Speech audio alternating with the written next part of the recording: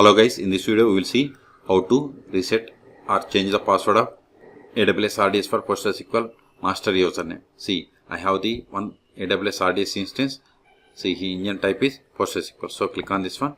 See here, the engine type is PostgreSQL. So if you want to change the password of master username, just click on modify. Then you have to provide the password here.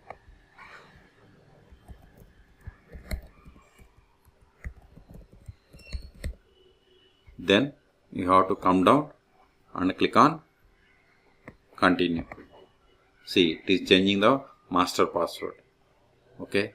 Then click on modify the DB instance, and also it will apply the changes immediately. So click on modify DB instance. See, successfully updated.